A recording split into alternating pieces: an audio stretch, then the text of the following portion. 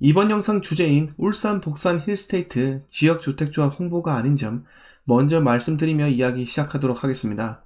7월 19일 금요일 복산 힐스테이트 홍보관을 다녀왔습니다. 일단 복산 힐스테이트 현수막 광고를 많은 분들이 보셨을 거고 무슨 분양인지 궁금해하고 계실 거라 생각이 듭니다. 제가 오늘 말씀드리려고 하는 것은 복산 힐스테이트에 투자하라는 것이 아니라 현재의 상황을 정확히 짚고 지역주택조합 사업에 대해 알려드리면서 여러분들의 투자 판단에 도움이 되고자 합니다. 구독, 좋아요, 알림 설정 부탁드리겠습니다. 먼저 일반 분양과 지역주택조합의 차이를 말씀드리겠습니다.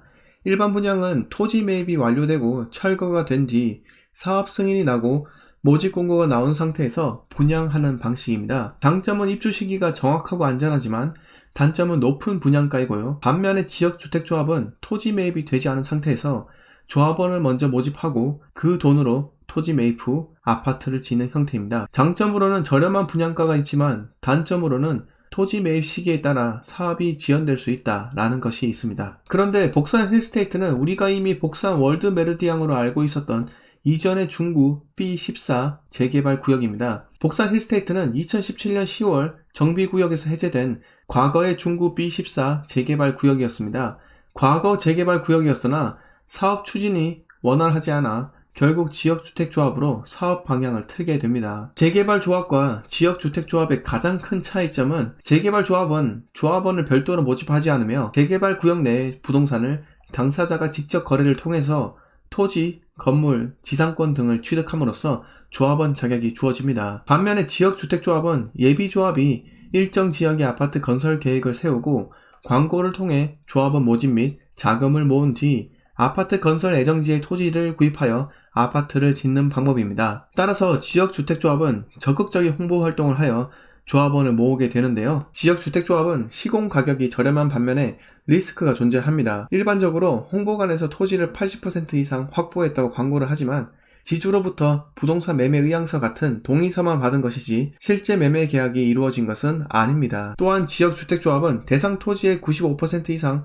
확보되어야 사업 계획이 승인이 되는데 복산 힐스테이트는 현재 96% 토지를 매입했다고 안내를 하더라고요. 여기서 잘못된 상식이 있는데 지역주택조합이 토지를 95% 이상 확보를 하면 나머지 5% 땅을 강제 수용할 수 있다고 하는데 전혀 사실이 아니고요. 매도 청구 소송을 통해서 확보가 가능하기 때문에 알박기를 한다면 어쨌든 소송으로 시간이 걸리게 됩니다. 자, 지금부터는 복산 힐스테이트 분양팀장님과 상담한 내용을 전달해 드리며 구체적인 서류로 확인한 것은 없으니 관심 있으신 분들은 실제 홍보관 가셔서 상담을 받고 계약하실 분들은 근거 서류를 반드시 받으시기 바랍니다. 복산 힐스테이트는 1단지와 2단지로 나뉘어지게 됩니다. 현재 96% 확보한 토지는 1단지에 한해서라는 겁니다. 전체 904세대 중 465세대 정도인데요. 2단지는 현재 매입이 진행 중이라고 합니다. 여기서 저는 현재 해당 사업 단계가 어디쯤인지 물었습니다. 그러자 조합 설립 이전이며 조합원 모집 중이라고 했습니다. 그리고 올 연말 사업계획 승인 신청이 들어가고 착공은 내년 중으로 이야기하더라고요. 여기서 지역주택조합은 일반적으로 토지 매입 과정이 힘들기 때문에 계획된 일정대로 갈 수 있느냐라고 물으니 두 가지를 근거로 이야기했습니다. 하나는 지주들이 적극적이라는 겁니다. 이미 울산 중구 B14 재개발 구역이 오래되었고 지역주택조합 월드메르디앙이 엎어지면서 지주들이 최대한 빨리 진행해달라고 오히려 요청한다는 겁니다. 두 번째는 힐스테이트를 짓는 현대건설의 개입이라는 겁니다. 일반적으로 현대건설이 쉽게 지역주택조합 사업에 뛰어들지 않는다고 하고요. 왜냐하면 토지 매입 과정에 난항이 많아 변수가 상당하다는 겁니다. 그런데 현대건설이 복산 힐스테이트 지역주택조합 사업에 뛰어들면서 몇 가지 조건을 내걸었다고 합니다. 첫째, 1단지의 96% 토지 매입이 완료되었고 2단지 토지 매입과 상관없이 1단지 사업을 착수할 것이다. 1단지가 잘 진행되는 걸 보면 결국 2단지의 골치 아픈 지주들도 두 손 들고 협조할 것이기 때문에 이렇게 한다고 하네요. 둘째, 사업 시행 인가가 나면 무조건 몇 개월 안에 거주민들의 이주를 약속받았다. 건물 철거 진행에 딜레이가 되지 않도록 조건을 달았다는 거죠.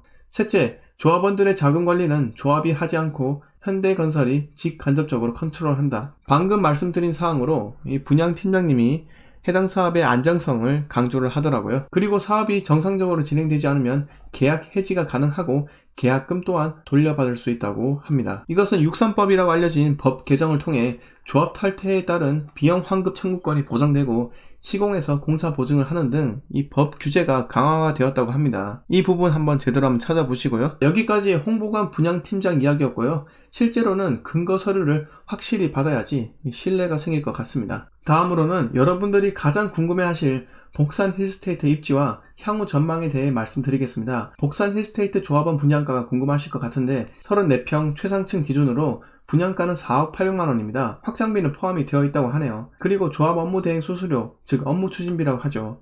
1,400만원과 중도금 대출 후불이자 1,000만원과 취득세를 더하면 대략적으로 4억 3,600만원입니다. 약 평당 1,280만원 정도이죠. 제가 이 분양가가 비싼 것이지 않냐고 분양팀장님께 물어보니 현대건설에서 보장하는데 추가 분담금이 일체 발생하지 않는다고 하더라고요. 추가 분담금이 발생하지 않기 때문에 분양가가 높다는 뜻이랍니다. 이것은 나중에 계약할 때 조건에 들어가 있다고 하는데요. 물론 반드시 확인해 볼 필요가 있습니다. 자, 그렇다면 추가 분담금은 없다 치고 과연 이 금액이 울산에서 그리고 중구에서 합리적일까요? 울산 중구에 현재 약사 아이파크가 평당 1,174만원, 약사 더샵 1,245만원, 우정혁신 동원 로얄두크 1,205만원, 상위 가격 아파트가 이렇습니다.